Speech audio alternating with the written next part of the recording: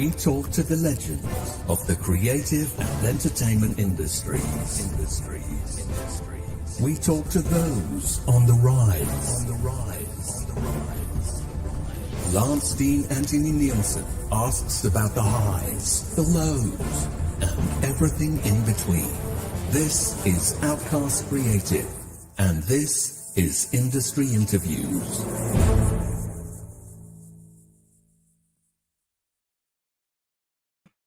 Hello, thanks very much for joining me again. Slightly earlier than normal for one of my interviews, but all the better for people in the UK, of course, because it's 8 o'clock over here. It's a reasonable hour.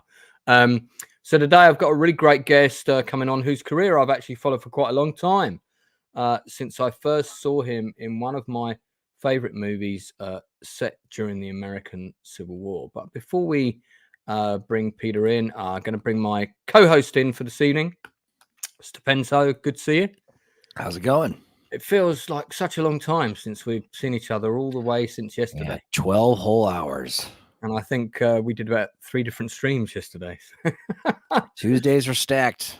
Tuesday, yeah. I don't know why Tuesdays become so popular, but we got a lot of different shows on.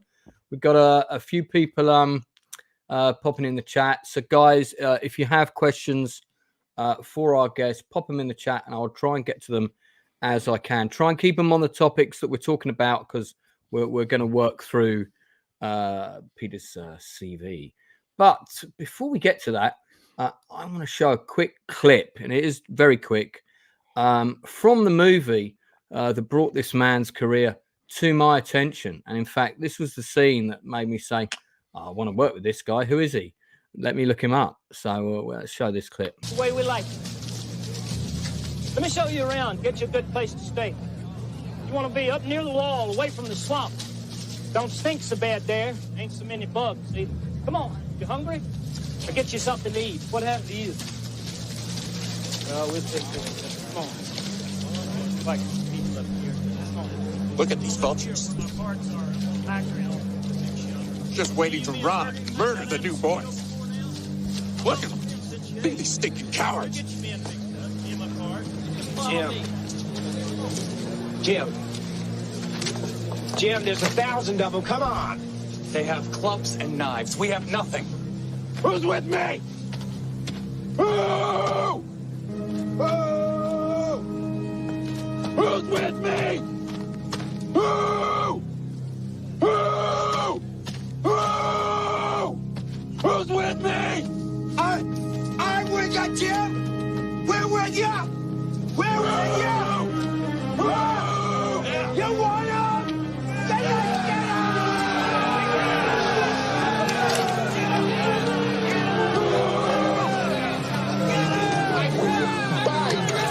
Where are you standing? Come on, man. We're with you.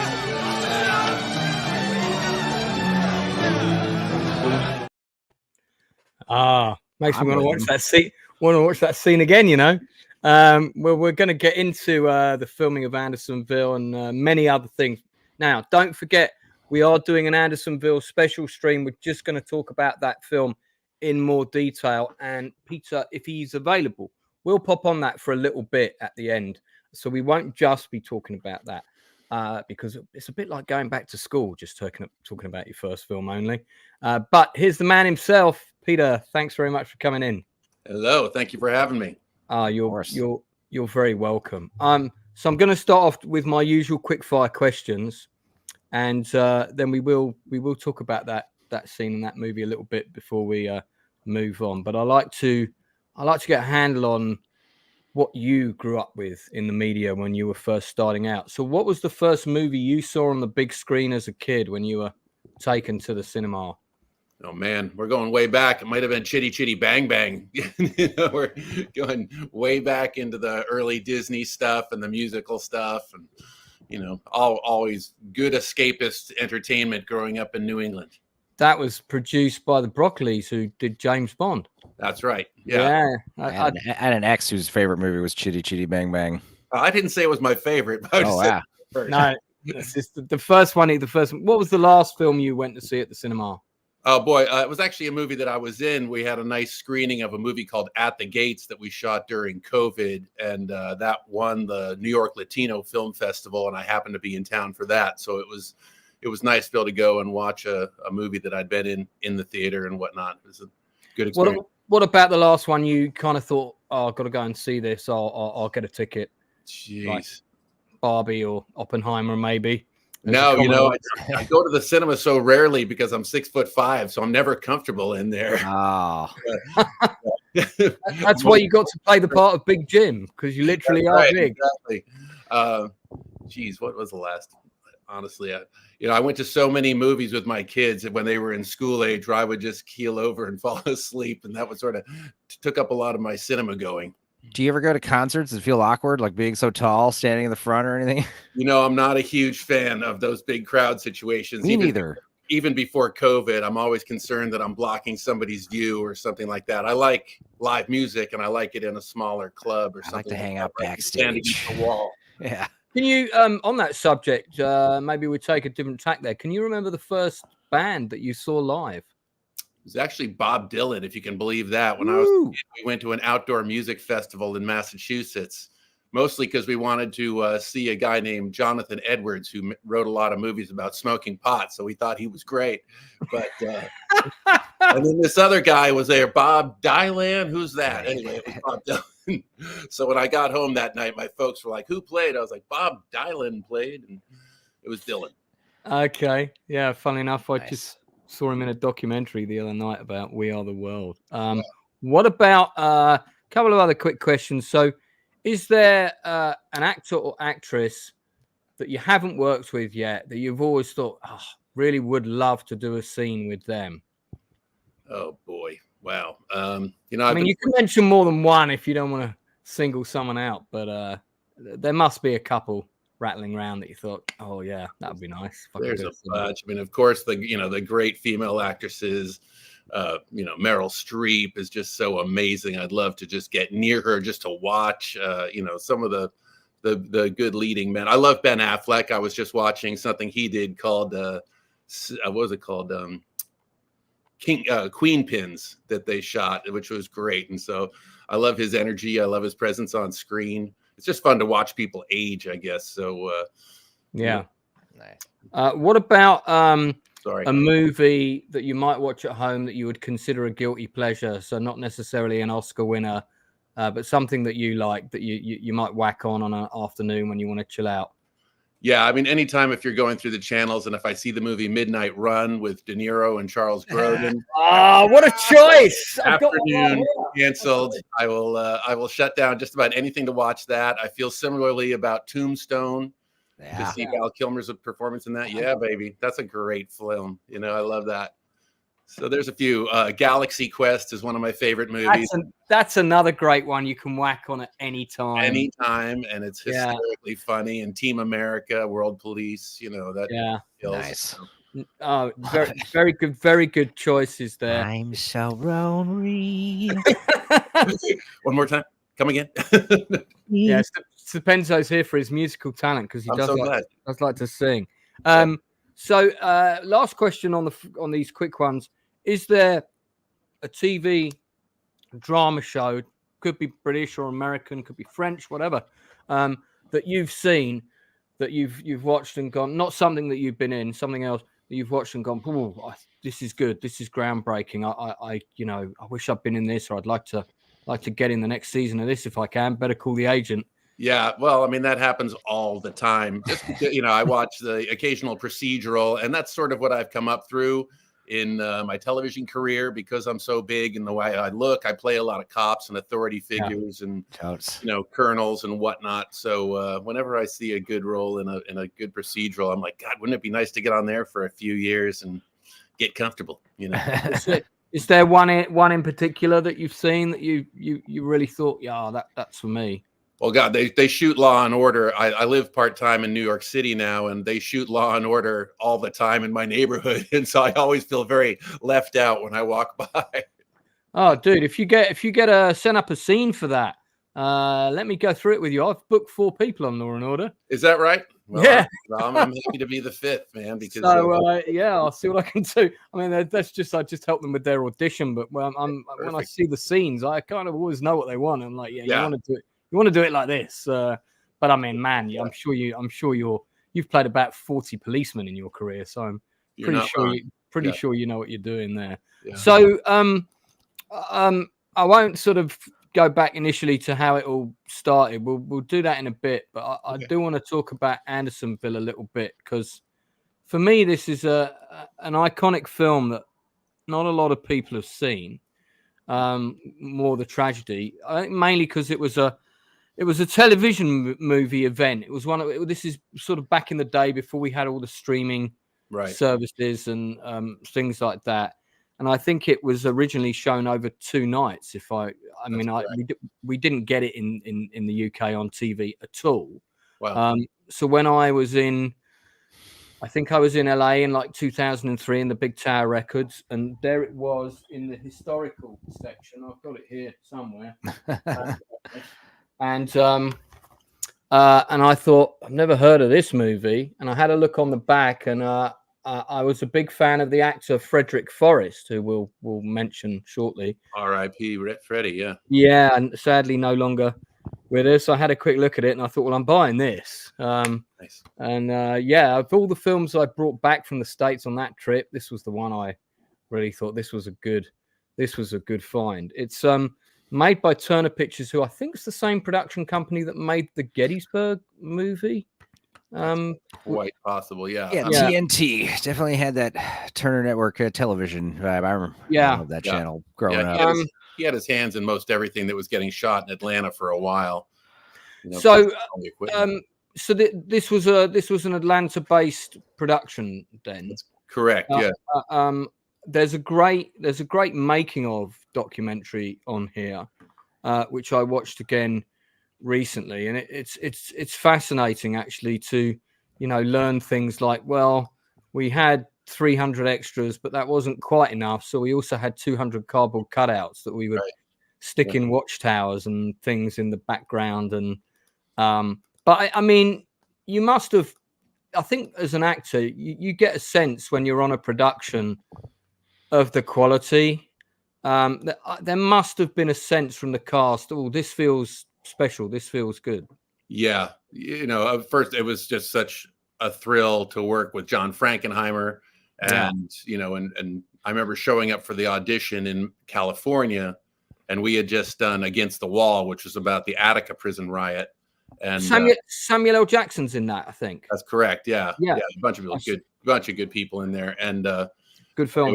So I was walking across the parking lot to the audition when I saw John Frankenheimer step out of he had a big black Mercedes 6.9 and white hair and big black glasses. And I was walking into the audition, and he said, "Peter Murnik." I was like, "Hi, John." And he said, "What are you doing here?" I was like, "Oh, I auditioned for you're in it. Go home." Like, oh, so really? Yeah. After I was done peeing my pants in the parking lot out of fear, he just gave me the role, which was really nice. So he just gave me that role of Limber Jim, which was a beautiful gift. So I was floating on air about that. And then, we all went down to Peachtree City, Georgia, just south of Atlanta, where they built the recreation of the Andersonville prison. And, we all stepped off this charter bus and looked at the massive scale of this thing. And it was awe-inspiring. It definitely very humbling, and really gave you a sense that we were in for something special, but also kind of a tough shoot. Yeah. Did you, either as a requirement or just off your own volition, did you do any kind of research regarding the prison? Did you go to the actual original site? Because I know there's a museum there. I mean, whether it was there in '96, I don't know. But yeah, a few of us had rental cars when we went down to check that out. And my dad was a great historian, and he sent me a very, very heavy box of books to my hotel room in Peachtree City. And so I was able to study up and look at, pictures and artwork and, read history about it. It was such just a grueling, crazy experience for the prisoners in the first place, and then trying to inhabit that as an actor later on. It was something else. How long was the shoot? Oh, yeah. It went on from August until early December, I believe. So it was kind of like when you sign on for a sport that's, that they train you before school starts. And so you're there in the heat of summer and watch the seasons pass into a very cold winter. It was a long one. How long did it take for you to start? Because the first time you see this cool set, this recreation, I'm sure, like I said, it's awesome. But then how long was it before you're seeing the set again? You're like, oh my God, here we go again. Well, it doesn't take that long. Yeah. You get tired of wearing those handmade shoes and woolen pants and all that. It was not a comfortable time at all. I mean, we wore the same wardrobe pretty much throughout. And, whether it was 100-degree day in August or then a 10-degree day in December, it was a lot. You didn't get to do any cool battle wound prosthetics for that movie or anything, which is, I didn't have to. A lot of guys did have to do scars and show infections and stuff like that. I mean, part of my character was that he was physically healthy, sort of not above most of the people that were there festering away. So I was spared that. Well, I'm glad you're not one of those, weird method actors who didn't brush his teeth for the entire time he was there or whatever, Yeah. Well, talking of method, I wanted to ask, was there ever a suggestion that the cast should stay the night and sleep out on the set? One night to see what it was like to sleep in conditions? We had a bunch of really incredible the reenactors, the guys that actually lived the life, that were supporting cast for the whole thing. It never really occurred to us to want to stay out there in the field. We were pretty grateful to get back to the hotel and take a hot shower most nights. But the reenactors lived on site then, did they? Oh yeah. Yeah. And then, when they stitch their clothes the right way and have their tent the right way and don't use anything that's not period correct. I mean, it's an incredible bunch. Yeah, this is a true story. My father, he wasn't a Civil War reenactment, but he did do black powder, Wild West reenactment shootings in Tombstone and various other Wild West locations. He did that competitively. It was funny. That's cool. Yeah. So, in terms of the process for you as an actor, okay, so you went to the audition, go home, that you've got the role. That's in the parking lot. Quite rare for a lot of that. And in your career, it wasn't your first role, but presumably you'd already been sent the script and you knew this is a decent role, and it's I get the Spartacus moment in the script, which we just shown, which is the most iconic scene, I think, in the film. Thank you. So in terms of preparation before day one, was there any meetings with principal cast? Was there a read through? Was there any kind of rehearsals, or was it literally just turn up on day one and be ready to go? No, we did have some table readings in Los Angeles before we got on the plane for the people that had been hired there. And then, Jared Emick flew out from New York for that. And so we did have a few good meetings. So we had a sense of the scope of the thing before we got there, but it was the physical, even reading the script, you're not going to be prepared for how vast that set was. I mean, it took up acres and acres and acres, and so there were table readings. So we got a little bit of the interplay between the characters and things like that. But, I don't think anything could really prepare you for stepping off that bus and seeing that gigantic replica of the Andersonville prison. That was just a jaw dropper where you're kind of like, oh God, what have I signed on for? Did the set take on a particular scent or smell after a while? Oh yeah. No, it was very muddy and just it's not pleasant, man. Well, at least it wasn't a bunch of green screens everywhere, Yeah. This is thank God. This is the location of the real prison. I don't know if these are original walls or whether they just reconstructed a section. Yeah, I would imagine that's a reconstruction because there's no way it survived all the tornadoes between then and now. No, and timbers do tend to rot, don't they? But this is the location of the actual prison here. Right. So it gives you you can see the original fort, and the prison was built inside the sort of Napoleonic fort setting. So that gives people an idea of the sense of the prison. This is the creek that the prisoners used to bathe and do their business in. all uncoordinated, pretty horrendous. They have a museum here, which maybe I'll get to go there one day, who knows. And then the actual cemetery where most of the people that died were buried is here. Yeah. So it's quite, I mean, in terms of just the area and everything, it's pretty well preserved. So you went here prior to filming, had a look around.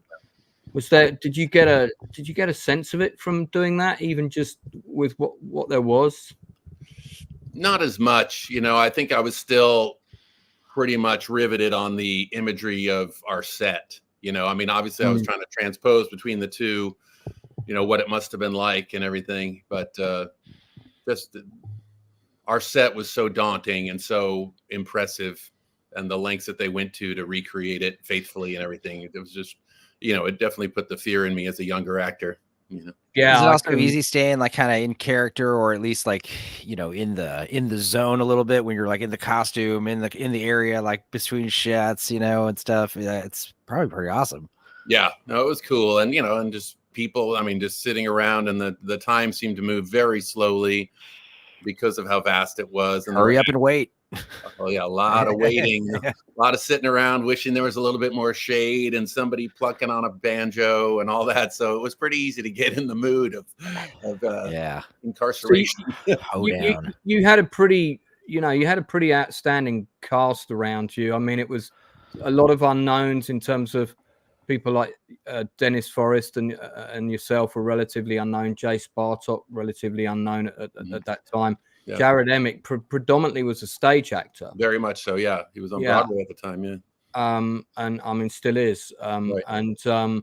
But he sort of anchors the piece quite nicely, and his characters of extreme contrast to use. Did you kind of bond the key cast in terms of getting along and the dynamics and so on? We did, and I'm still friends with some of the guys that were reenactors and stuff like that. So I mean, nice. We built some life, and I'm still in touch with Jace Bartok, and I was in touch with Freddie Forrest, and rest in peace, as well as Fred Coffin. He used to live in my neighborhood, so it was hilarious to see him out stomping around, doing his power walking. And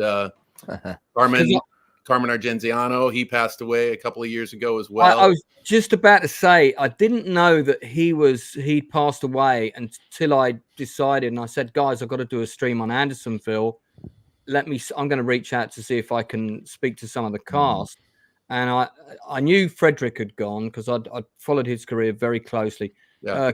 Carmen was a fantastic actor. Oh, wonderful. Yeah. I was really lucky because Carmen, I would see him around at auditions a lot, but we were on set of episodic TV shows probably 4 or 5 times. And so when I'd see his name on a call sheet as a young actor, I would run and find his trailer and give him a hug and say hello and whatnot. So he was just a wonderful friend, for years. I get the impression, you get a sense of people, particularly if you've worked on the industry and been on sets, you get a sense of nice energy, and he seems like he had a lovely energy, and it seems like quite a giving actor. Yeah, very much so. Very generous in spirit and in real life as well. We did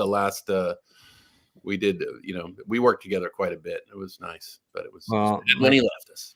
Yeah, may he rest in peace. It's a real shame. Dennis Forrest we lost quite young as well, of course, sadly, who was in Cliffhanger with my friend Craig Fairbrass. William H. Macy, I imagine he was probably the biggest name at the time, and he came and did a scene when he's expecting the camp. Was that kind of shot in a day? Yeah, that was shot in over a period of just a couple of days. He wasn't around for a long time, no. Obviously he was on the rise then, so he wasn't going to sit around in prison with the rest of us. But it's so funny because later our daughters went to the same high school, so my daughter would go over and spend the night at their house, and I was like, "Oh, this is too weird." And Cliff DeYoung was somebody that you bonded with. Yeah, he was great. I just remember, and unfortunately, it was Denis Foray was feeling very down in the dumps. Which was very sad because he did suffer from anxiety and depression and a lot of things. But I just remember Cliff DeYoung very sincerely looking at him and saying, "Denis, change your mind. Change your mind." And I was just, oh my God, I thought it was brilliant advice. You know what I mean? Because, particularly now, everybody tends to live in the complaint quite a bit, but totally. it was just a great way to just say, hey, you can take a whole other perspective on this problem and be free of it, not be enslaved by it, And if anyone's wondering who Clifton Young is, you may remember that he was one of the rather dodgy Union officers in the film Glory, which of course was another American Civil War movie. Right. So when you came off that experience, which must have been quite the rude awakening compared to your other things up to then, quite grueling, was there a sense of, did anything about it put you off wanting to continue an actor, or did you just think, great, I can't wait to do another one of these? Yeah, I mean, I wasn't necessarily anxious to do another Civil War piece right away, but I was wearing woolen underpants.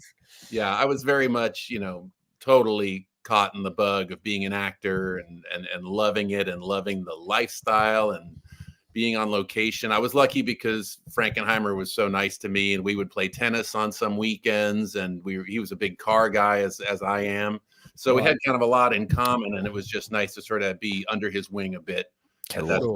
So, it wasn't just sitting in the hotel wondering what I was going to do. I had to play tennis with John on Saturdays and things. And it was really fun. What kind of cars are you into?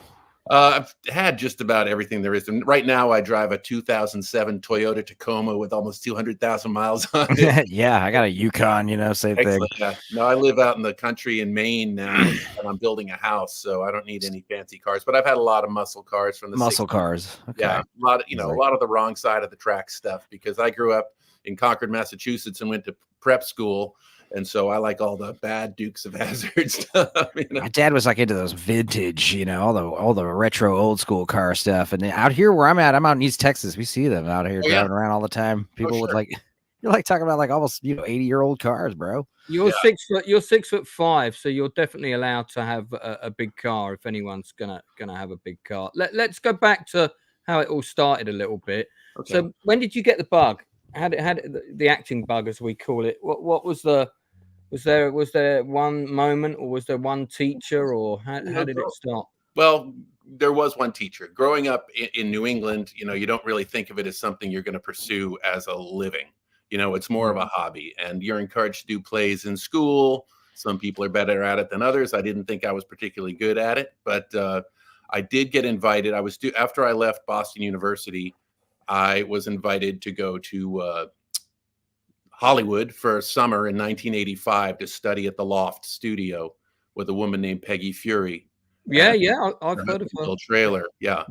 And so, I got there for the summer, and I went to the first class, and movie stars in there working on their material. Nicolas Cage and Matthew Modine were working on their material for Birdie. Angelica Houston was working on her stuff for Prizzi's Honor at that time. Meg Ryan was in there. She had just exploded. Sean Penn would drop in and out of that class. I mean, it just went on and on and on, and my head was spinning, and I was very inexperienced other than doing some stage productions in New England. But here I was sitting down in front of the class, and the sofa's still warm from where Sean Penn had just been sitting, and I was just trying to keep it together mostly. But I did fall in love with it at that time, and I really fell in love with living in California. And it was a chance to really reinvent. I never felt, totally connected to what I was doing in school in New England, things like that. But when I got to Los Angeles, I just fell in love with every aspect of it. And obviously all those people were people that did it for a living. So I was pretty determined to find my way, into some sort of position there. Sure. So you go there, you take part in some classes. Some of your early work I imagine at some point you got an agent, presumably. Yeah. I was young and pretty at the time, and I had hair and everything. It was great. But I started out, I did some modeling, and that led to doing some TV commercials, and that led me to getting into the union, and that sort of opened up opportunities to get a theatrical agent and, and then start booking some TV shows and whatnot. And, and some independent movies was kind of the thing, for me for a while, a lot of them that I never even got to see. So, because you did Tour of Duty, Gunsmoke, Quantum Leap. Right. Those are all shows that I've Yeah. seen. I saw all the episodes of Tour of Duty before it was Oh, cool.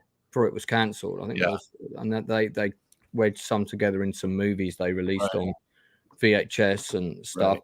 What was that like working on that show? Had a pretty fast turnaround, right?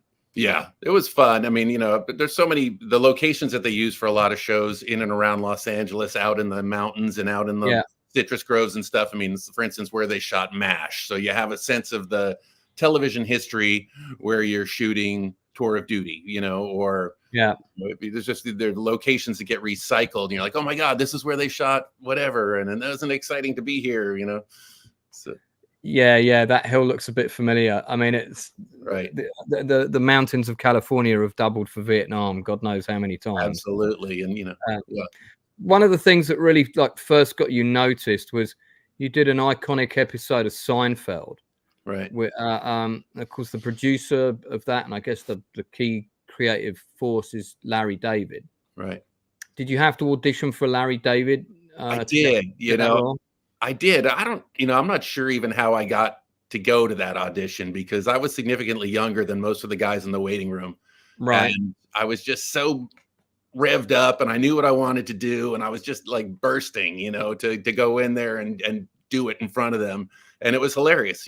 People were literally pounding the table that I was so amped up and just ready to lose my mind. So it was just a super fun audition. And there was just a great, really giddy vibe on that whole set to begin with. They had such a huge hit on their hands and they all had bought new Porsches and they had all bought houses they didn't have time to furnish. It was just, everybody was in a really good mood.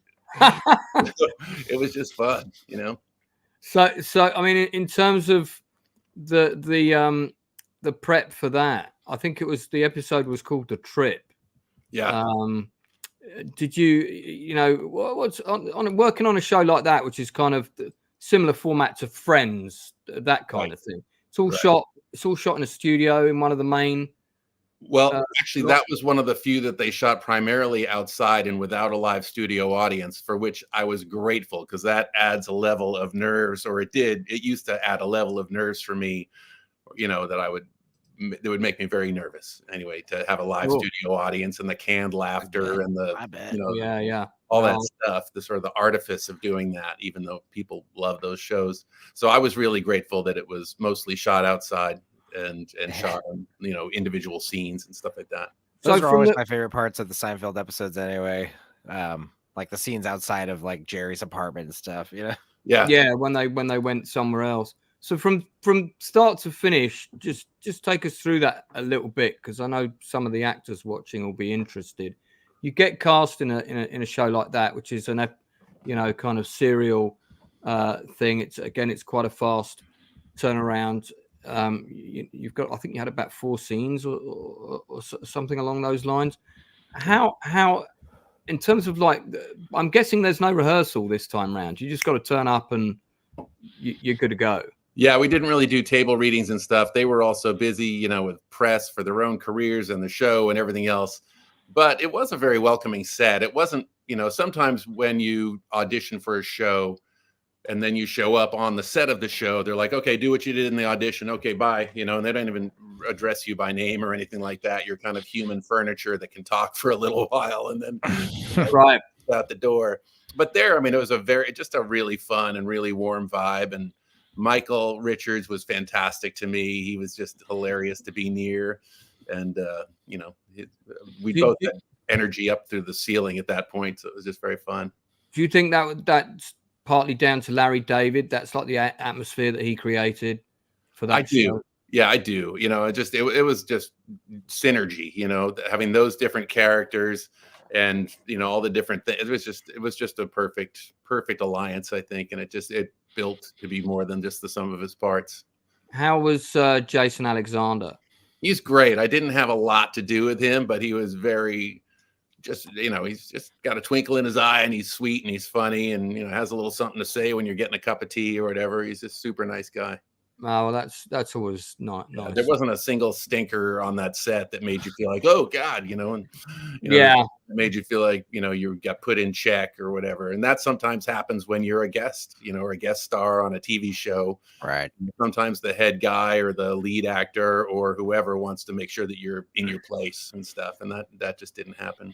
That's good to hear. You had a guest role on one of my favorite television shows of all time, which I still haven't watched the last 2 seasons of, but and I used to get home and watch this show religiously when it was on weekly. It was on back then on what we called Channel 4 back in the 90s, and that's ER. And I just loved that show. I thought the quality of the writing, the quality of the cast was so good. Yeah. And I actually got an agent specifically to try and get me a writing job on that show, and then I fired them when they didn't get me it. But while I was out in LA, I was trying to get a meeting. Was that show was actually shot in LA? Is that right? Yeah, right at Warner Brothers, I believe. Yeah, that was something that I auditioned for so many times as a young actor. I was like, when am I going to finally book it? Well, and then finally, I got it. It was sort of a small role that I got on it, but I was just so relieved. It was like, ding dong, the witch is dead. Like the curse had been broken that I finally got a role on there. Was that like walking into a real hospital set that they had there, pretty much? Not really, I mean, you always see when you're an actor, you walk, behind the scenes and you see the plywood and the things and everything. Sure. It's not like the Andersonville and everything. And, yeah. It was. I guess that's where I was going. It wasn't quite as immersive as Andersonville in that respect. Exactly. Yeah. It's true. Didn't they have like an outdoor set with the ambulance bay where you kind of had a bit of the L track? I mean, that certainly is in a lot of episodes, and I was always trying to work out if those scenes were actually shot on location in Chicago. I think they were. Yeah, there's a lot of very clever second unit stuff that people do where they can establish it to be wherever they want with a few shots. We did that. Oh, I'm sorry, just smacked the computer. We did that for Justified as well, where we were shooting in Santa Clarita, just north of Los Angeles, but to open the show, they had huge rolling tracks of the Kentucky mountains and the back roads and all that stuff to sort of establish the feeling. Right. Actually, and Justified was sort of one of the first shows where you had more of a recurring role. You did several episodes. Well, I was pretty lucky that sometimes guest starring things, like for instance, Jag, I did that show for a couple of years, on and off as a recurring character because I was sort of a good arch nemesis for the lead actor David James Elliott's character, and we're about the same height and we love to piss each other off and everything. So that was something that was supposed to just be an episode or two, but then I think by the time it was done, I'd done 11 or 12 episodes over a couple of years, and so that was nice. I love it when that happens, when they kind of like the chemistry or they like what's going on and they develop it into more. And that happened with Justified, where they're like, well, this might be 2 episodes, it could go 4 or 5, but again, that one I think ended up to be 9 or 10 episodes over some time. Yeah, I mean, you got actors like Sam Elliott in that. Did you have any scenes with him? No, I wish. No, that was somebody, when you were asking who I'd like to work with, he's on my list. Oh man, I mean, he's like the ultimate cowboy, right? Yeah, for sure. And I mean, it's a show that I don't know how many seasons it's had, but it's had a lot. And you've got people like Walton Goggins from The Shield, and I know you and I talked about The Shield, and Timothy Oliphant. The coolest, yeah. Yeah, I've heard nice things about him. Yeah. So that's great to hear. Tom Proctor, who I think was in Sons of Anarchy as well. Yeah. I mean, it's Patton Oswalt. I forgot he was in it. Oswald with a gun. Yeah, terrifying image. Bad combination, man. But this show has been going for a long time. I mean, there's 1,585 photos on here, so I'm not going to scroll through them all to see if we can find one of you. I mean, it'd be great if we could get a still, but yeah. I mean, a lot of good, solid actors have gone through that. Yeah, that show. Was there a particular scene on Justified that you really enjoyed doing? Did they give you, after you did your first kind of, this is what you're getting, a couple of episodes? Actually, we're going to bring you back and give you a bit more. Did you get? Did you get one scene when you got the pages? You went, oh yeah, this looks good. I can do something with this. I mean, I liked any time that I got to work with Tim primarily, and he's such a good actor, and he's such. I mean, he really. When you see him in person, you're like, oh, I get it. He's a movie star. Okay. He just really owns it. He's so handsome and he's really confident and just, he's got whatever that thing is. So it was fun to work with him. I always was a little self-conscious because he's so good looking, having to share the screen with him, but it was fun. And there was a scene where we discover a truckload of stolen stuff where I've got my kids in the back of my police cruiser and they're eating fried chicken. And he says, what is it? Is it bring your kids to work day? I said, no, it's wife's sicker than shit day. And we go on from there to discover this cache of stolen goods and everything, which is fun to walk and talk and rehearse and, and play around with it a bit. Yeah. Blue Collar broke down, I think that show, the first and second season, I think on his channel, our buddy Chris loves that show. Yeah, he's a really. I mean, it's got a lot of fans. West. Yeah. I think I saw the first 3 seasons, and then life happened, and I had to do other shit and watch TV. I always get mad when I get killed off and stop watching whatever it is.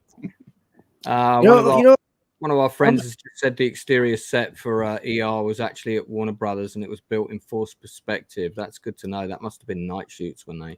Oh, okay. Cool. Go on, Spencer. And a movie that I actually do know you from and love you in, and a movie that I actually really like a lot is Body Parts. Baby. Because that was a good one, man. And also, you play kind of more of a softer role. You're like a little guy. You're a guy with new legs. Yeah. New legs start malfunctioning. Of course, they get taken away from you at the end. But I mean, that was a fun movie, man. I love those. I love those schlocky horror films, man. They're some of my favorites. Is that the one with? Is that the one with Jeff Fahey? Exactly. Yes. Yeah. Yes. Yeah. It's like you and him and Chucky. What's his name? Brad Dourif. Yeah, Brad Dourif, man. You guys are all you guys all got donated body parts from a serial killer. Want to talk about an early cinema going experience? When I was a young kid, my dad took me and my brother to see One Flew Over the Cuckoo's Nest. So that made a lasting impression when I think I was 6 or 7. It was completely inappropriate and scarred me for life, but it was nice to work with Brad.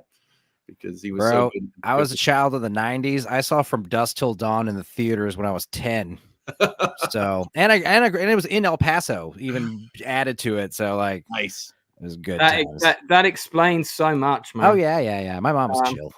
Yeah. Brad, how was working with Brad Dourif on this? He's great. I mean, so fun. Just sweet. We have to shoot the bar scene. There's a big bar fight scene that goes on. When you shoot a bar scene or a fight scene, it may last a minute or two on screen, but it takes a week to shoot. Right. So we've spent a lot of time together, and you're really craving a beer the whole time you're there. You're like in this fake bar. Exactly. Depends on who you're working with. Sometimes when we did Against the Wall, Harry Dean Stanton was in it, and he played the guy who owned the bar, so he'd be back there pouring stuff in his coffee. The real stuff, yeah. The real stuff, yeah. We in Against the Wall, which I haven't seen for a while, but I own a copy of it. Were you a prison guard in that? Yeah, actually, I'm trying to remember exactly. I wasn't a guard. Yes, I was. I was a guard, exactly. Or I was one of the local law enforcement that got called in when the riots started. When the riot started, yeah. Right. Yeah, so I was disoriented when we got into the prison yard, and it was all tear gas and whatnot. Yeah. Yeah, it's a good movie. That you want to watch that, Stupendo. So what's fake tear gas like in the movies? Is it just harmless? Yeah, just smells gross. It's mostly atmospheric and visual. You don't have to breathe a lot of it. Smell like just like gunpowder or something. Yeah, just bad chemicals that you don't want to be. No. So, one of the other movies that you worked on in the 90s, which I took my father to see at the cinema, big screen, central London, was Armageddon. Uh-huh. And I've got a couple of friends that worked on that, and one of them went from working on Armageddon to working on Soldier with Kurt Russell. Uh-huh. And he said it was such a contrast of extremes, and then please feel free to jump in and comment. He said working in Armageddon was so weird. He said it was like Battle of the Egos. He'd be there to do this scene with all these actors, and then as soon as the camera was reversed and he was doing his lines, none of them were there. They went back to their trailer and whatever. And he was then acting to an empty room when it came to do his dialogue. Yeah. He said, then you go to Soldier, and he was one of the main characters in it. He's not the main villain. And he said every line he was doing, Russell was there for every single shot, feeding him his line, whether he was in camera or not. And at one point, he said to him, you know, you don't have to be here for every line of mine when you're not in the shot. And Kurt Russell said to him, dude, I'm getting paid $75,000 a day. Of course, I'm going to be here for your lines. That to me is the professionalism that we should expect of stars at that level. I personally think they should be there for their other actors, because I'm sure you'd agree as an actor, it's much nicer to be doing your lines with the person who's supposed to be in the scene with you, whether they're in the shot or not, than have some AD read them off. Yeah, absolutely. I mean, you've already rehearsed it enough in your dressing room or at home in your bathroom or whatever. It's nice to do it with the people that you're supposed to be doing it with when the camera's rolling. And that's, you know, I mean, that's good manners and professionalism. And, you know, I didn't really have a bad experience on Armageddon. For me, it was pretty hilarious because it was so much money being thrown around. And I had done a bunch of commercials as a kid with Michael Bay, so I sort of knew what to expect as far as his temperament and everything. Any specific commercials?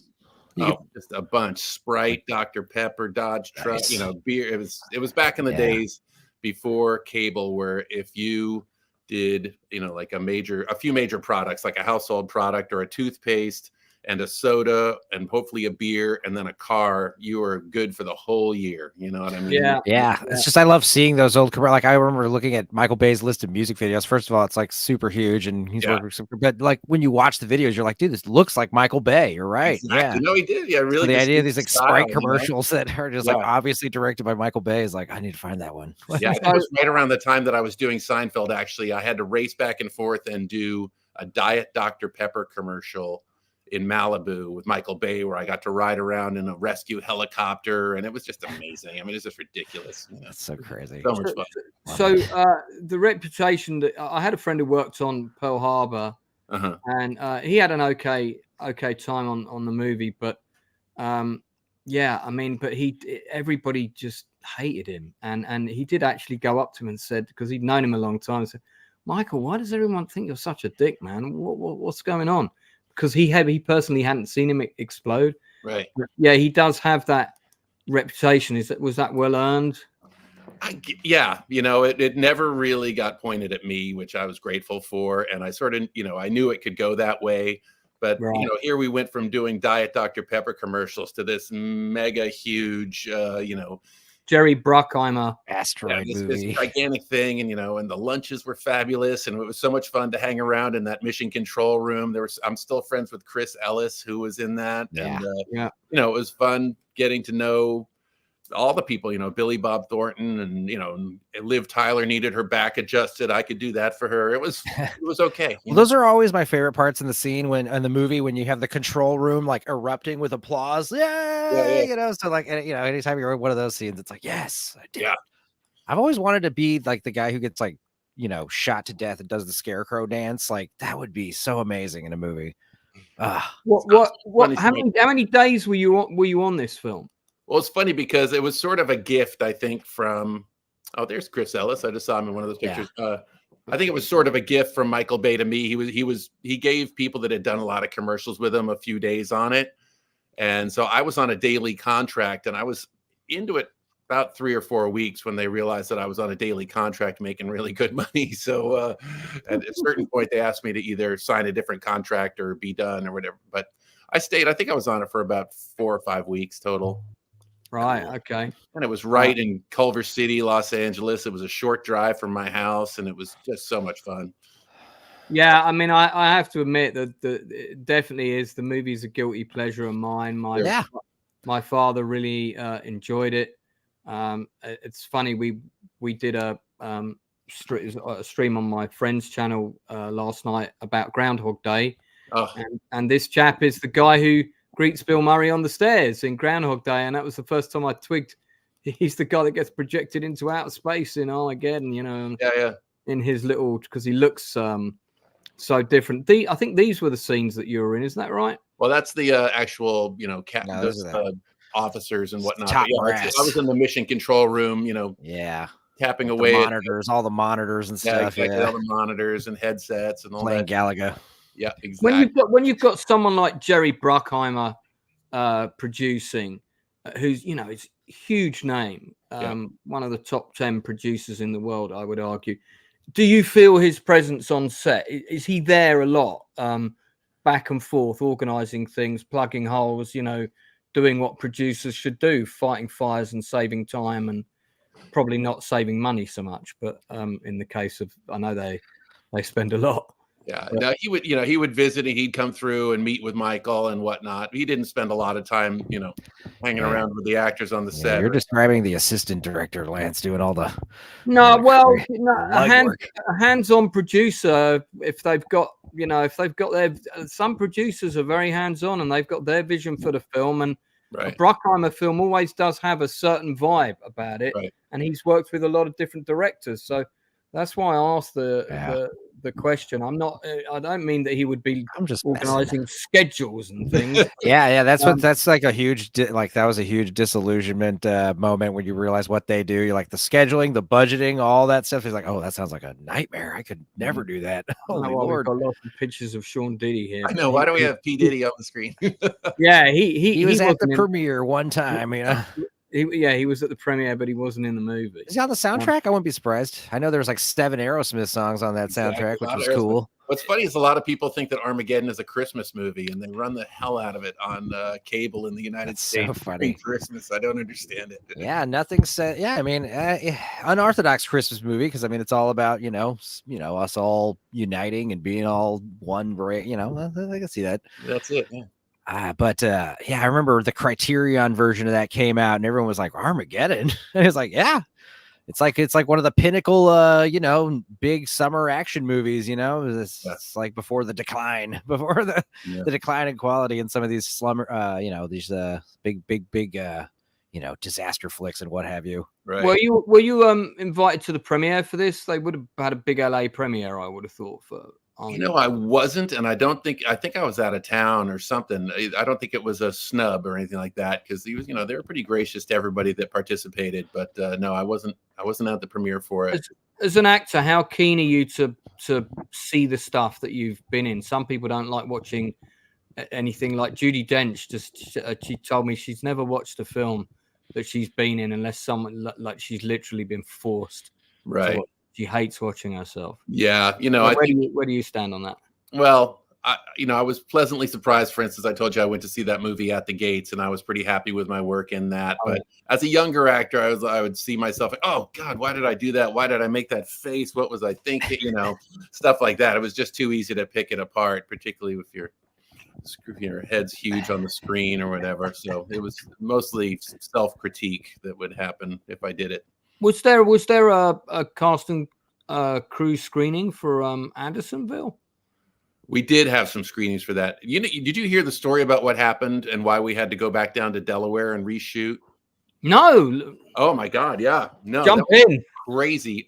When they were shipping all the footage, when the movie had been processed and whatnot, and they were shipping all the footage from Atlanta to Los Angeles. Apparently they forgot one reel of the film, and a guy put it in a box and taped it to the exterior of the whole movie, and that one box came off and got lost. So like a whole reel of the film got lost, and we had to reshoot. So after we were all done and we were back home living our lives, about 3 weeks later, everybody's phone rang. Guys, we can't believe this, but we have to shoot. And so they built just the very corner, almost similar to the replica there at the actual site. They built a corner of it in Wilmington, Delaware. And it was nice because we kind of got to have a little mini reunion and shoot the scenes that had gotten lost and everything. But it was such an incredible screw up by somebody with a tape gun and a probably not very good position within the company. Right. Do you remember like which parts or which section of the film? Yeah, I was going to ask the same question. Honestly, I don't. Towards the middle, towards the end, or what? So now I'm going to go back. Look for it. I'm going to go back and watch the film, and I'm like, whose beard is a bit Yeah, exactly. Yeah, you can see the one Uh, that's made out of cotton balls. Yeah, well, where's is the scar different on? Man, that must have been nuts. That God, was a multi-million-dollar mistake. And but, yeah. like I said, the fun part was we got to go and sort of see each other again and work together for, I don't know, I think we were only down there for about 10 days or something to get the missing pieces. Ted Turner got his revenge one way or another. I'll tell you that much. Yeah, no doubt. He was cool, man. He'd come out to visit. He and Jane Fonda would come out to the set and visit. Nice. Fun. Yeah, really fun to hang out with. Jane Fonda's his other half. Is that right? Yeah. Well, one of my favorite, we watched Barbarella recently. So fun. Another early cinema experience was going to the drive-in with my mom and my stepfather and watching Barbarella. I don't think I slept for like 2 months. Yeah. It's definitely more of a date night movie. That was an interesting choice for your mother. Exactly, particularly when you're 4, you know. Oh my God! Wow. What was the other one? You ever see Omega Man, the original Omega Man? Yeah. I like it more than I Am Legend with Will Smith. Thank you. Me too. Yeah. No, I love that movie so much. But when I was a kid, I was going to go skiing with my uncle, and we were allowed to stay up and watch that on TV. Nice. And that freaked me out too. That was another no sleep for 2 months. Dude, yeah, Rutger Hauer and Blind Fury. We just watched that recently. It rules. So fun. Yeah, no, it was really good. I want to give Granite.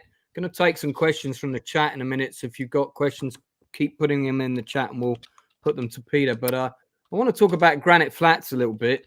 Okay. Because that's among one of the more recent things that you've done. You had a regular recurring role. And what's kind of interesting is, and I'll correct me if I'm wrong on this, but I think it's predominantly a sort of an outside of LA, outside of the big studio machine production. Yeah, so very much so. Exactly the sort of thing I like promoting on my channel. The idea was to sort of make a wholesome, fun family show that everyone could watch. Right. That I guess it would probably be fair to say it's a PG version of Stranger Things meets the X-Files. Yeah. But very PG and about the strange goings on in this town. What's really nice about it, as well, is it's set in, I think, 1959, 1960. Right. Like that. Yeah. The first. There's a sense of communism is bad, and people are talking about communism. I don't think the Cuban Missile Crisis has quite happened yet. Right. If you want to have a look online, guys, there's a great making of video, which is actually on Vimeo. It's public, you can watch it, which gives you a sense of the production company behind this and their work ethic and how this project started, and also how they were giving opportunity to local creative artists to get involved in the production and stuff. It's a really good example of people getting together to create something outside of what I would call the traditional studio system. You're not a cop this time, you're a military man. Yeah. How did this environment compare to working on some of the other shows? What were the differences?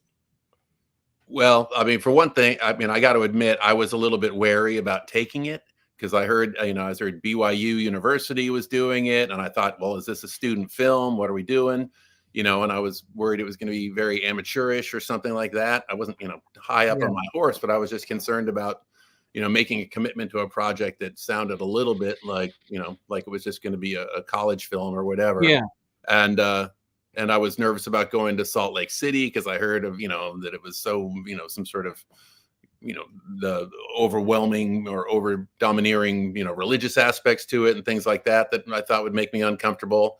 And everything that I'd thought in my mind turned out to be completely false and ridiculous. It was, first of all, Salt Lake City is a fabulous city, one of the best food towns you could ever hope to go to. So that was marvelous. And then, they've shot a bunch of series out there. So a lot of the, it was real, beautiful equipment, very, very talented people at the cameras and in the sound mixing department, everything was top notch, and there was not a single fight on that set really. And there was no, never went into overtime or got out of control. It was just the most well-run, methodical, sweet, You know, it was just a great that show. If it had gone on forever, I would have been fine with that. I loved it so much, and I still some of my very best friends I met during the filming of that show, and we're best friends to this day. There was something really magical about what they put together, and magical is not a word that I'm comfortable using very often, but yeah, I watched the pilot, and it didn't feel amateurish in any sense, and they managed to get some pretty big name actors as time went on. You got Christopher Lloyd popped up. Yeah. Christopher Lloyd was a huge proponent of that show. Parker Posey came on board. You know, we had just a lot of really good people. I mean, it was so much fun, and we all, we spent a lot of time together off camera as well. It's a great area of the country. You can go fishing on your day off or go skiing and stuff. It was very, very fun. Yeah. And I think it ran for 2 seasons. I think it was a total of 3, actually. Yeah. Right. Well, it just goes to show that if people are really committed and they have a good work ethic, anything is possible. Yeah. So a couple of questions here. One from Keithy, who's a regular on our channel. Did you always have a New England accent, or did you lose that along the way? Did I ever have a New England accent? I didn't really. I grew up outside of Boston, where there's it's a pretty neutral accent, and so you never really picked up a traditional, Boston accent or a New England, that nasal sound or anything. So I sort of avoided it. And then I moved to California when I was 19 years old, and I traveled around a lot, the Southwest, and lived on location all over the place. So sometimes people think they hear a little bit of like a country or Western accent on me, which I believe can sneak in there at times. But I never really had a New England accent to outrun. I guess my question would be, if you're talking about good food in SLC, like what are some of your favorite foods? What does a man of your size like to eat? What do you like to eat? What do you like? I'm a pretty avid cook. Yeah. 6'5". Yeah. I'm a pretty avid cook, and I used to have the metabolism of a hummingbird, so it didn't matter what I ate, it just all get burned down. But as you get older, man, you're going to realize that you can't do that anymore. Yeah. I tend to just eat whole foods. I don't eat a lot of processed foods. I try not to eat much fast food. Of course. I cook quite a bit. So it's one of your favorite things to make. If you were going to cook for me right now, what would you make? Cold weather outside today here. Maybe some beef stroganoff, something like that. Something kind of hearty. Yeah. Peter, we're coming to your house. Anytime, man. Come visit me in Maine. It's paradise here. Okay, I'm getting hungry just thinking about it. Lots of rolls. Got a question from Jamalama here. What's the part Peter is most proud of, wherever his performance or how the show or the movie turned out? So either the thing that you were involved in that you were most proud of, or a particular performance or character. Okay. I really loved that role in Granite Flats, partly because it was one of the only times that I've had a series regular role where I got to develop it over the course of time, over the course of 3 seasons. And that was a story about a guy who comes back from the Korean War, very badly damaged, alcoholic. Marriage is busted up. He's got a kid he doesn't know what to do with, but he slowly but surely redeems himself and sort of gets back on his feet, and actually does become a cop by the end of the 3rd season. He becomes a deputy sheriff in town by the end of the 3rd season. Right. So I loved that role, and I was proud of my work on that. As far as like a finished product being something that I was just thrilled to be part of, I really loved Mindhunter, which we did with David Fincher for Netflix. Just because, a lot of times when you work on TV shows, you don't really have any control over it, and you don't know how the finished product's going to be, the editing, the music, the this, that, the other. Well, everything was so tight on Mindhunter that it was just such a wonderful experience to be part of it, and just to see that finished product that was just so tight was just thrilling to me. Yeah, I'm shocked about how Fincher just puts so many special effects shots in the shows and the movies without you even noticing, and B, just like he kind of seems to be like a one camera type director where he, the camera's here at this shot, camera's there at this shot, and I don't know, it just seems like methodical, like you said, just like Were your scenes on that with Jonathan Groff? Yeah, we worked together a bit. Yeah. I mean, he's I guess he's relatively young in the industry. I remember seeing him in the film adaptation of the Normal Heart, the play The Normal Heart by about HIV devastating the community, gay community in New York, and he had a small part in that. And I thought we're going to see some. He was in and out of that film pretty quick, but I thought. Right. Yeah, we're going to see some more of this lad. What a diverse talent, first of all, so sweet, so smart and funny, but can sing like nobody's business. He's just a really, really huge talent. Yeah, because he's a Broadway actor, done a few musicals and probably more than a few. And I think there's a few Tonys and whatnot laying around at his house. And bookends here and there. Holt McElnay, he's been around for. And he's another actor, sort of like Frederick Forrest. He's that sort of big, charismatic presence character actor. Yeah. Did you do any scenes with him? Yeah, we worked together in Mindhunter. We had a few things, we were trying to solve the case together. I sort of played somebody that's out of his depth as far as police work goes. So I sort of defer to Holt and Jonathan's characters to try to take it to the next level. I'm trying to support them in their endeavor there, but Holt's like a real manimal actor. You know what I mean? He's very alpha, and he's just bursting. It's fun to be around. Nice. Yeah. So one of the things that we talked about when preparing for this is, you were doing the LA thing for a long time. You were out in California, long time, and there's been a lot of discussion on other people's. I've seen this come up in a lot of other interviews and topics where people have talked about the changes in LA and not just the changes since COVID, although that obviously had a huge impact on the city, but also just economically, the gap between rich and poor, and so on. And then of course we've had the actors strike, right? And these were two topics that I said we'd talk about. Unfortunately, Peter said, I'd be happy to talk about those. Sure. Just for anyone who's wondering. Let's do the actors' strike first, because the other topic's perhaps a bit bigger. Where did you fit into that? And because you would have been on. You're not a huge name. Right. But I think most casting directors know you. And you get regular work, but I'm sure you must have been thinking, we need to get paid more. This is nonsense. Yeah. Well, particularly, like I said, back in the day, if you were doing commercials and you did a truck and a toothpaste and a beer or whatever, you were making real money. And the same was true if you if you appeared as a guest star on episodic TV, on the big channels, went back when it was just ABC, NBC, CBS, whatever, but now there's hundreds of channels, and apparently they say they can't keep track of how many people have seen it and this and that, so all the bookkeeping gets a little fudgy. Such horseshit. I'm sorry. No, it's unfortunate, and it's definitely for the people like me, who I consider myself sort of in the middle class. People recognize me sometimes when I go out, most times they don't, and it's been a real journeyman's career, which I love. And I'm grateful not to just be pegged for any one thing or anything, but, having those residuals is what makes it possible, and sometimes there's some lean, some good long stretches in between gigs, and it is the residuals that makes it possible. So to have a show that be as big a hit, for instance, on Netflix as Mindhunter was, and then just only get a couple of bucks here and there as residuals doesn't really make sense. Right. Yeah. Yeah.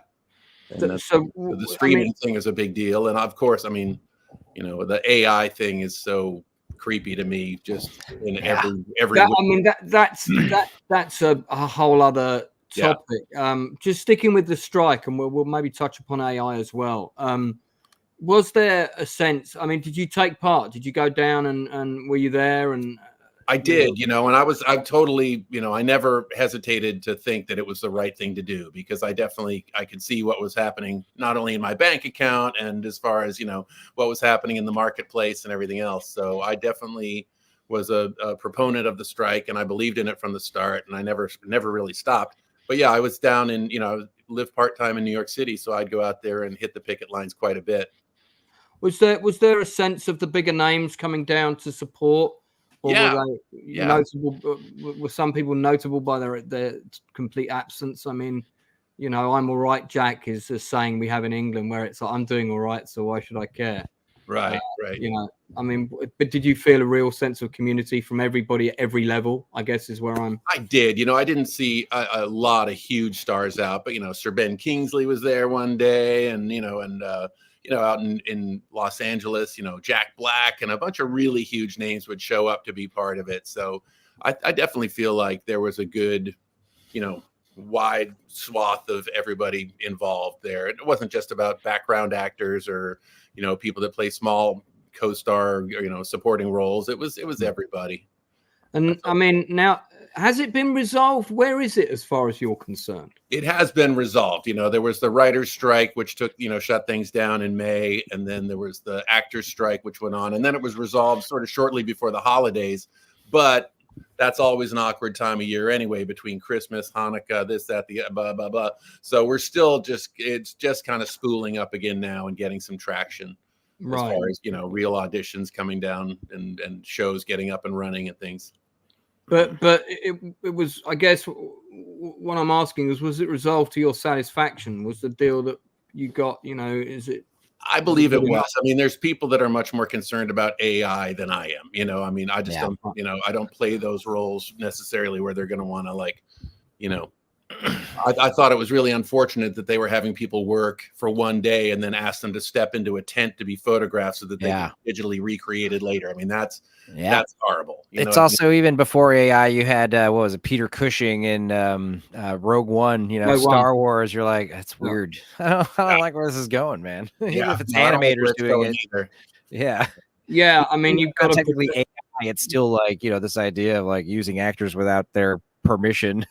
Yeah, you've got to protect your likeness because that's your, you know, that's your. Or the notion that a computer is going to write a song that would be the next Beatles hit or whatever. It's just absurd to me. It's like, you know, we have to take the heart and soul out of it. Yeah, I mean, I'm a graphic designer. You know, I'm an illustrator, and you know, I mean, I'm on the like the AI train. It's like, yeah, it's going. You know, just might as well just get to learn to use it. But at the same time, like I'm also a musician, and like my music buddies, like.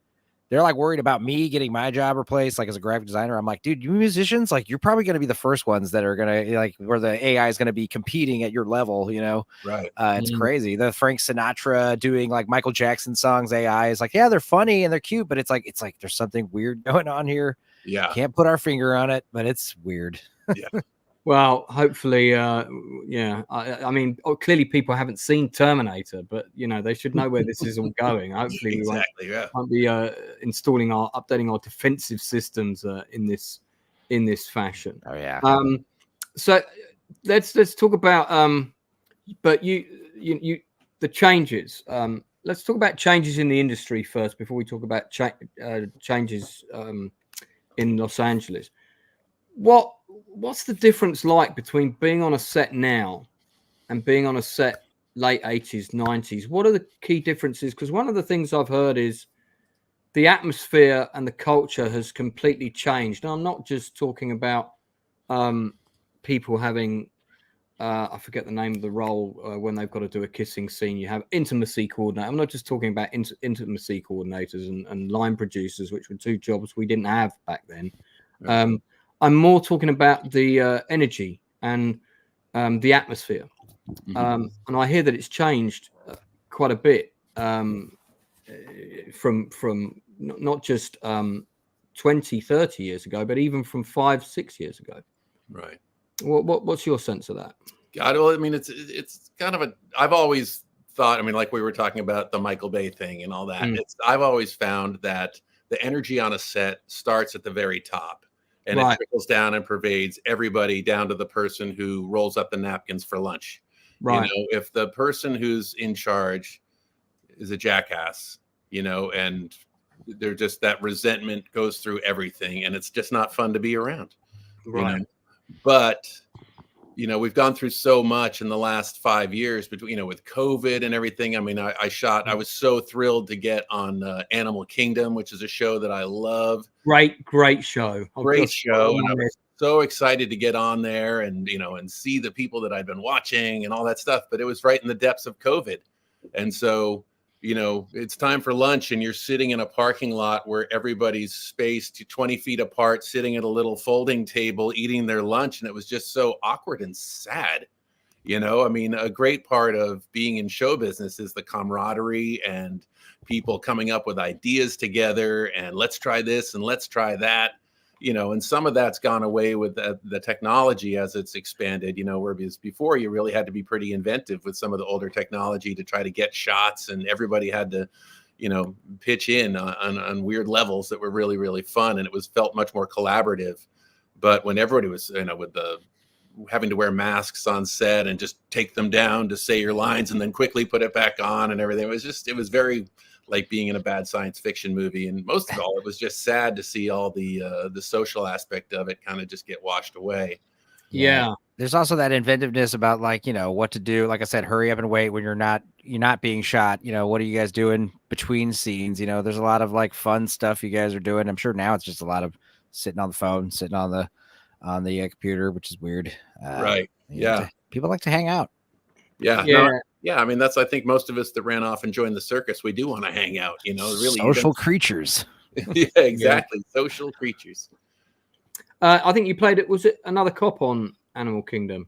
No, I didn't. I actually played a criminal. It was really fun. I got to play a criminal that was involved with some smuggling operations down on the docks, and I was foiled by the lads. Yeah. I know the episode you're talking about.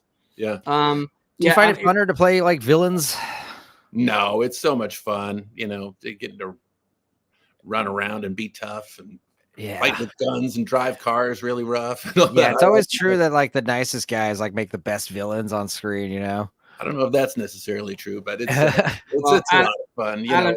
I can vouch for the fact that Alan Rickman from Die Hard definitely was one of the nicest people on the planet. Absolutely. Good Lord, would I have loved to have worked with him. What a loss. Yeah. He was so amazing in Galaxy Quest. All I had to do was look at him and I would fall over laughing. He was so great. Right, Grandthar's hammer, baby. Exactly. They definitely could have made a good sequel to that film. Actually, that's a film. I'm glad it's a one and done. It's just such a perfect movie. Yeah. Like Ghostbusters and RoboCop, and it's just like he just hits all the notes. Well, that's all about the script at the end of the day. But yeah, did you get? I don't think if I'm remembering this correctly, I don't think you had any scenes with Ellen Barkin. I didn't know she was already off the sort of out of the scripts at that point, which is unfortunate because I was so excited because that was one person I was really amped up to meet her and talk to her because when I was a kid, that movie Diner like saved my life. When I was 15 years old, young man in turmoil, I would go straight to the theater and watch that movie. I love that movie Diner so much. So going back to LA, and I've been there, I've lived there myself back in the early 2000s. Yeah. What now, we hear really high rates of homelessness, unemployment.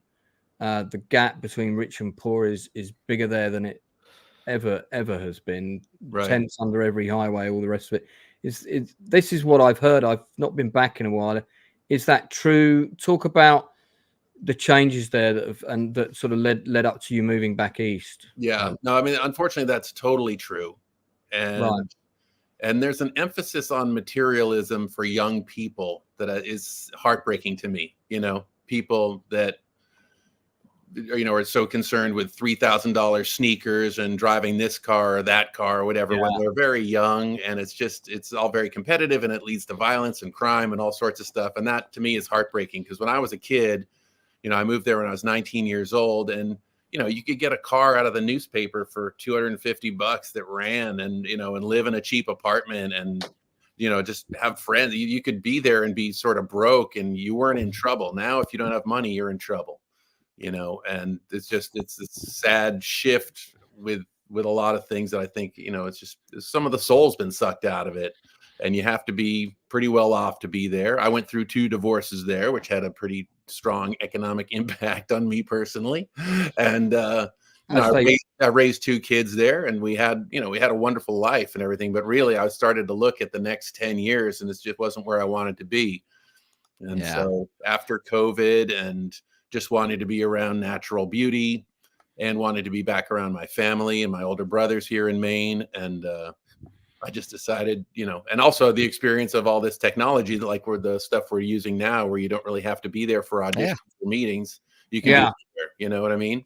Like this right now. I love it. Yeah. And even prior to COVID, for instance, I got Mindhunter on a self-tape that I had done at my girlfriend's kitchen in Utah, and Nice. so it was even well before COVID came that we were doing these self-tapes. And The Mist, same thing.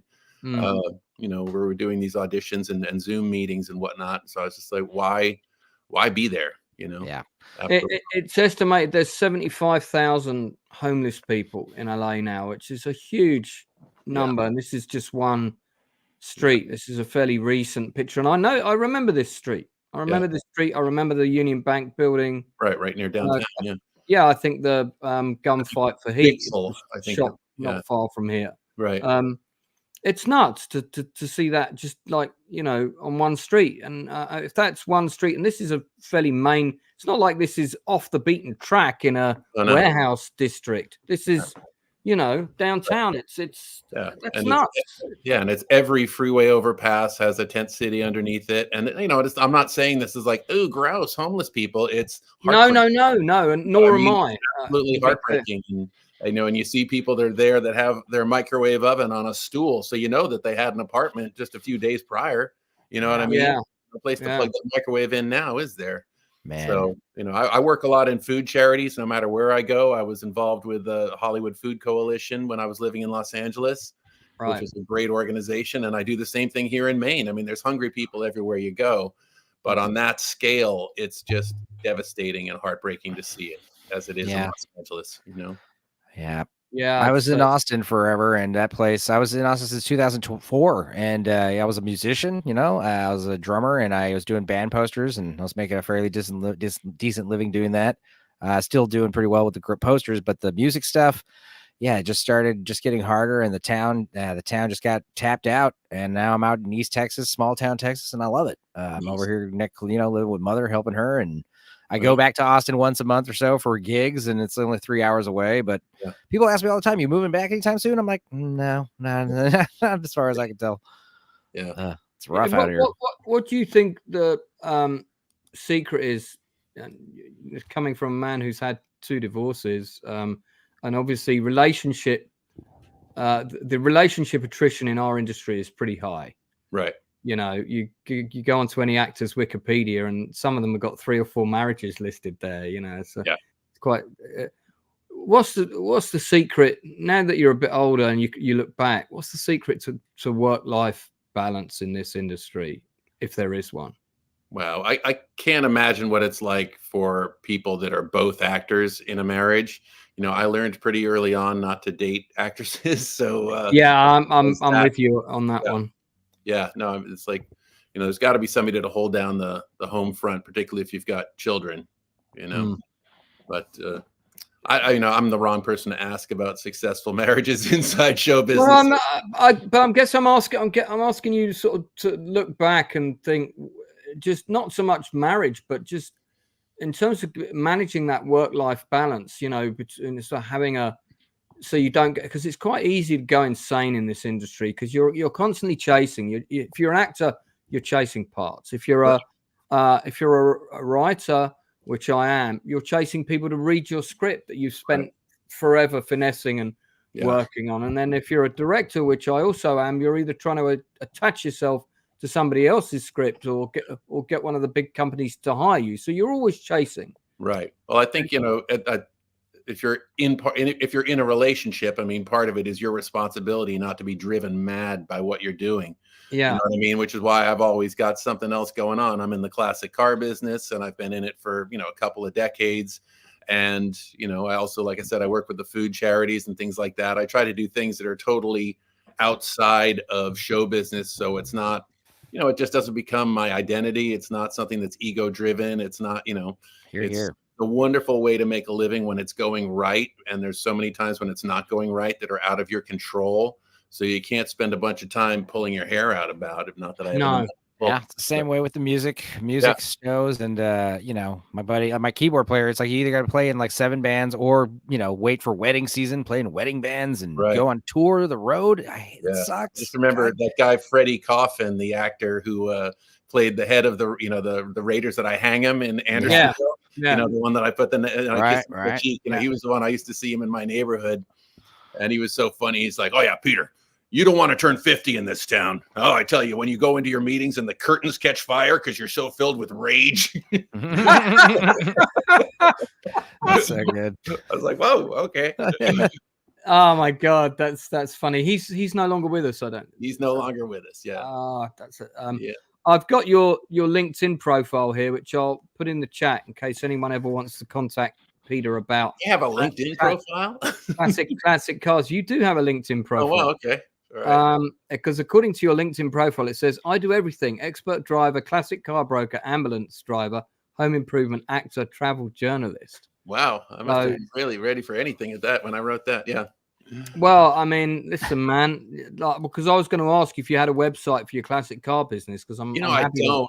It's just been something. I used to have a restoration shop in Hollywood where we would restore classic cars, and that was great. For a while in like 2007, 2008, 2009, we did a lot of business in Hollywood, but then I shut it down because I was missing the few auditions that were coming down the pike. So right after I shut that down is when I got on Justified. So it felt like it was a good move, but the phone continued to ring when somebody would pass away and they'd be like, "Hey, my grandpa left a Bentley in the driveway or the garage. It's been there for 3 years. It doesn't run. What do we do?" So a lot of it's just word of mouth. I know how to fix cars and I know how to market them and whatnot. Nice. So I still do it quite a bit. But it's all just word of mouth. I don't do a website on that. I'm not hard to find. If anybody knows my name, you can find me online. Yeah, Instagram or Facebook or whatever. Cool. So what role? I know you don't do a lot of stage acting, so I guess we're probably not talking about a role treading the boards here. But is there a role or a part that you've always wanted to do that you haven't done yet? That's kind of on your list to tick off? And I'm assuming it's not a policeman or an army guy because you've done those. Well, even those guys can go through big life changes. Sure. I guess I just feel like I've changed so dramatically in the last 5 years that I would love. I just feel a little bit older and wiser and a lot more confident than I did. I wasted a lot of time as a young actor being very nervous and thinking once you got to set you had to be everybody's best friend, and you just expend a lot of energy that way. I'd like to have a role where you got to play sort of a mentorship role or something like that inside the role, where you get to show some of your, how you've matured, what you've learned, things like that. Sort of sort of a story of redemption from somebody that wasn't always in great shape. And what have you got coming up that we should look out for? Right now, it's just I've been grateful that the the auditions are starting to fire again. I was working on a J.J. Abrams project called Duster that I signed like 9 NDAs about that I can't talk about. But don't say anything else. Then we don't want them to come. That's it. But that's going to be exciting when it comes out, and I'm looking forward to that. It was very stylish and cool thing. And At the Gates is a feature film, I think, was the one. At the Gates is a nice feature film that I think is going to go onto streaming, and so I hope that it, people get to see it, and also I hope they get to watch. There's a younger Latino actor in there, Ezekiel Pacheco, who I think is going to be a movie star. He's fabulous in it. Cool. Where do you go when no place is safe? That's probably what people are asking themselves in LA right now. At the Gates. I will definitely look out for that. Fantastic. Well, we've come to the 90-minute mark, so we'll start to wrap up. So if there are any questions for Peter in the chat, drop them in now. What were some of your better, more crazy car restoration stories? Like, what was a car you found or repaired, or was like, whoa, I can't believe, what's anything nuts like that? Or yeah, no, it was funny. One time I was in Michigan visiting my dad when he was alive, and in the back of a storage building, there was sort of a broken section to this storage building, and I saw this long red nose sticking out of it, and it turned out to be a Jaguar XKE God. And it was just sitting there, and it had a snowbank that had crashed through the back window and whatnot. But I managed to track the guy down. He was a doctor who had just shoved it in storage and was ignoring it. But I was able to buy it from him, and I shipped it to my shop in California, and we got it running. And I never even drove the car. I just, as soon as I got it running, I was working. I have a friend who, unfortunately, there's been a string of deaths lately. He was a fabulous mechanic, and he just passed away. But anyway, so as soon as I got it running, I put it on Craigslist, which is like the local, online marketing thing. Yeah. And it's all across the country. Anyways, and I got calls from around the world the next day. That's great. That was really my uncle had a Jaguar. He was so proud of it. It was all beat down and run down. And he was just like, my Jag, bro. Let's go ride around the Jag, dude. Yeah. I think that was fun because when I was, growing up in Massachusetts, everything rusts, so you don't really get to see a lot of older cars, except that dude, and stuff like that. Yeah, that's something I'm used to here in Houston area. Like I realized, like I just leave the garage door open sometimes, and like I notice all the tools and stuff just rust from the humidity in the air. I've never noticed that. Yeah, that's terrible. Crazy. Yeah. God. But it was just fun because once I was out in California as a young person and making money, making commercials and whatnot, I'd pull up at a stoplight and be like, "Hey, nice car. Get out." Yeah, I want it. One day I went outside my house and I had 4 or 5 cars lined up. I was like, "Oh, this is becoming a problem." Let me make it clear. I want to buy the car from you, not, steal it. You're like 6'5" guy. Like, get out of the car. Exactly. Get out now.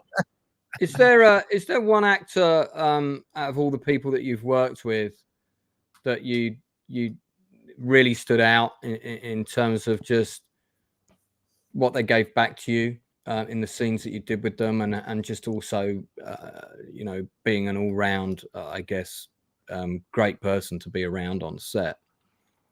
God, there may well be more than one, but yeah, there are more. There's more than one, and I've had so many great experiences and worked, with some of the really huge names in the industry, and and some people, sad people pass away, and some people just kind of lose their minds. Like Randy Quaid comes to mind. He was such fun to work with. We did a movie called Hard Rain together, where we were together for almost 6 months, and he was just so much fun to be around and such a warm personality. And we traveled together to shoot on location. He was just a blast. So, and then just to have him sort of go off the rails, it was heartbreaking, I'm not familiar with the story behind that, but you had a hard time with mental health and that kind of thing, or? Yeah, I think it was a mental health issue, possibly with some assistance from some form of pharmaceuticals or something. I just don't know. I'm certainly not trying to badmouth them in any way. No.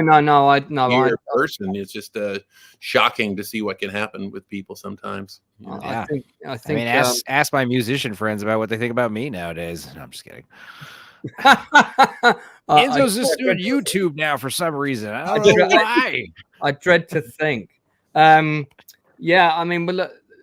Peter, it's been fantastic having you on. I don't want to take up too much more of your time. As you know, we are gonna do an Andersonville stream. I've got a couple of people that are huge Civil War buffs and Andersonville buffs that want to come on that stream. Yeah, that would be nice, and I'd be delighted to do that with you. Do you have Jace Bartok's information and whatnot? Funnily enough, I wrote to 3 cast members about, hey, I want to do an Andersonville stream. Would you like to come on it? And told them what a big fan of the movie I was.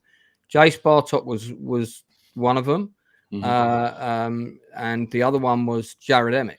Oh, cool. But Jace, I contacted via his Facebook page, and you never know with Facebook. Some people haven't used it in like 5 or 6 years, right? And sometimes the only way to get their attention, because messages can go into weird places as well, is to send them a friend request, which I don't like doing if they haven't read my message, because they're like, "Who is this?" It seems very rude, Right.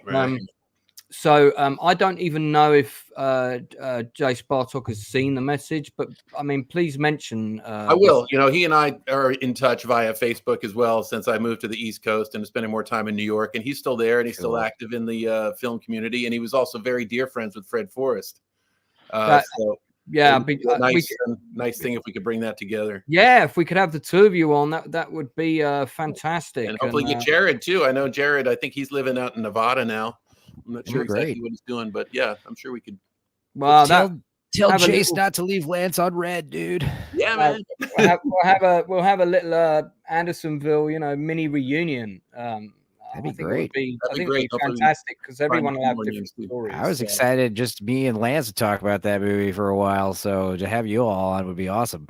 Well, that would be Yeah, a I pleasure. mean, what we'll do is we'll if we know you guys are definitely up for it, then I'll get we'll set a time and we'll start the stream at one time and we'll set another time to bring you guys in. Yeah. And then you can, if you really want to, you can listen to what people thought about the movie. I always get people to watch it that have never seen it before. So and Stupenzo just watched it for the first time today. Yeah, I liked it a lot. Yeah, I think like the biggest part of that whole thing for me, regardless of the set and the story and the history and all that stuff, was just getting to be around Frankenheimer, because Frankenheimer was such a, it's from that classic generation of guys that really had careers in the 50s and 60s and looked good in a safari jacket. And, it was a real, it's like a real director. You know what I mean? Almost like stereotypical in some ways, but also just such a great guy and so worldly and so much fun to talk to. He was just a good guy to have on your side. So it was a big giant bummer when he died on an operating table at Cedars-Sinai in Los Angeles.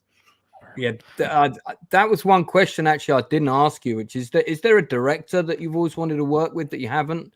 Like, Spielberg, Michael Mann, any of the biggies? Barry Levinson, I would love to, just because I was such a huge fan of Diner and whatnot. And I love his storytelling and the way he builds an ensemble and stuff like that. That would be right up there on the top of the list, I think. He's still going, pretty sure. Yeah, man. Pretty sure fantastic. Well, look, okay, we're gonna wrap it up there, guys. Thanks to everybody in the chat for your comments. Thanks, obviously, to my guest Peter and my co-host Stupenzo for coming on for the first time on the show, guys. We've got end credits. Oh, really? Oh, wow! I've got a little end credit reel. Yeah, no expense. They don't get too excited. This is very basic. They don't have our names in. But yeah, and the stream will end after that. Peter, if you want to hang around for a couple of minutes, please do. But if you've got to go, that's absolutely fine. Quite all right. And so thanks everyone for watching. Remember what I always say at the end of my streams: if you have a friend that you haven't spoken to in a while, give them a call and let them know that you're thinking of them, because people prefer to get a phone call, believe it or not, than a text sometimes. But definitely do reach out to people in these times that we're currently living in, because everybody's going through it a bit at the moment. And if we can spread a bit more love in the world and show the people that we care about that we're thinking of them, then it just tends to make the world a bit of a nicer place. Here, man. I back that. Yeah. All right. So until then, Peter.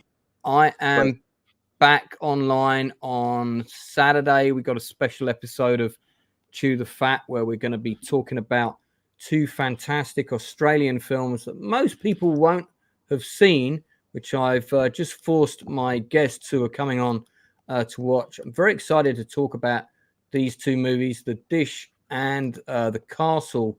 The Castle's a 1980s movie, big hit in Australia and around the world. The Dish was in the early 2000s. It's by the same production team. True story of when Australia briefly took control of the moon landing with the Parkes radio telescope located in southern Australia. Peter, if you haven't seen either of those movies, I'd definitely recommend them. I think you'd like them. Excellent, man. Perfect. And then we're back next week. Instead of the Nielsen ratings next Tuesday, that's when I've got my next interview. It is with Ron Underwood, the director of Tremors and City Slickers, is in the house. Excellent. So, yeah, don't forget, guys, to come into that. I'll try and remember to mention you on that stream, Peter, if I can. And I think we're going to have some surprise guests turning up on that stream as well. So you're definitely going to want to be here for that, guys. Until then, thanks very much for tuning in. And we'll see you all again real soon. Ciao.